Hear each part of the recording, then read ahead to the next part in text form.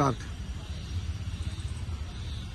आज सुप्रीम कोर्टामध्ये माधुरी हत्येला पुन्हा महाराष्ट्रामध्ये आणि नांदणी मठामध्ये परत आणण्याच्या संदर्भामध्ये पुनर्विचार याचिकेची सुनावणी झाली।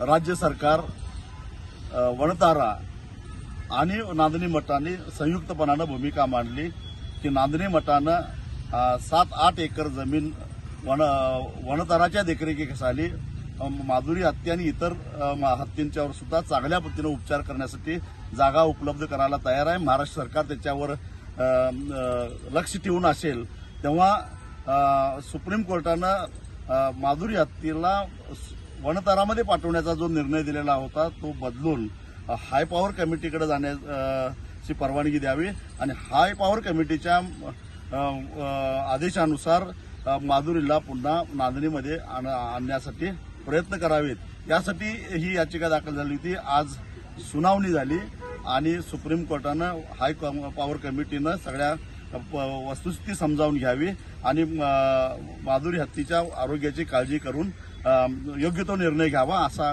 अत्यंत महत्वाचा असा निर्णय घेतलेला आहे। म्हणजे हायकोर्ट आणि सुप्रीम कोर्टाचा आता अडथळा संपलेला आहे आणि आता सोमवारी राज्य सरकार, वणतारा आणि नांदणी मठ हे संयुक्तरित्या हाय पॉवर कमिटीकडे अर्ज करतील आणि एक प्रकारे माधुरी हत्येला नांदणीमध्ये परत आणण्याचा मार्ग काही अंशी सुकर झालेला आहे।